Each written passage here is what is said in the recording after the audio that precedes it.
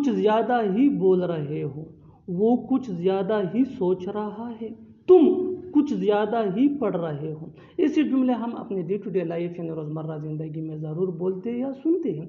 इन जुमलों में हम कह रहे हैं कुछ ज़्यादा ही। इसके लिए आपको यूज़ करना होगा इंग्लिश में टू मच।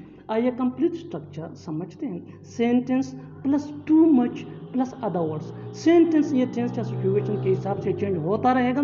टू मच ये वही का वही रहेगा, विच मीन कुछ ज़्यादा ही। अच्छी तरह समझने के लिए कुछ मिसालें देखते हैं।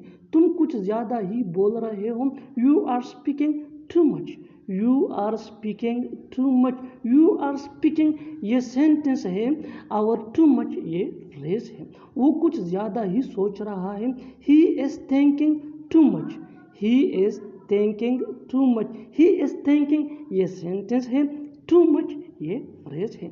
तुम कुछ ज़्यादा ही पढ़ रहे हो, you are reading too much, you are reading too much. बिल्कुल हम स्ट्रक्चर को स्टेप बाय स्टेप फॉलो कर रहे हैं। आप भी स्ट्रक्चर की मदद से सीख सकते हैं, बना सकते हैं। ऐसे बहुत से जुमले अंग्रेजी जुबान में आसानी say that can be really helpful for you.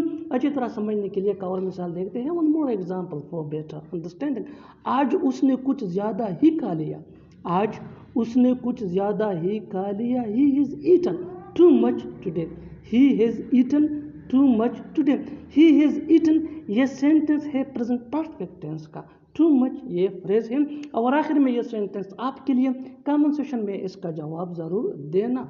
तुम कुछ ज़्यादा ही खेलते हो, तुम कुछ ज़्यादा ही खेलते हो। Subscribe to English page for more advance English sentence structure. Thanks मानना।